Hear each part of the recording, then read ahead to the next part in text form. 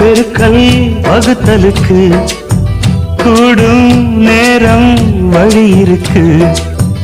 இருக்கிற நாள இருவரும் சேர்ந்து இடைபிரியாம கழிச்சிட வேணும்.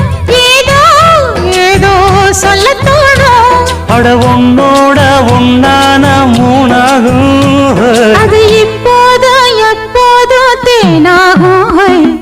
பள்ளிக்கூடம் போகலாமா, அதுக்கு புத்தகத்தை வாங்கலாமா?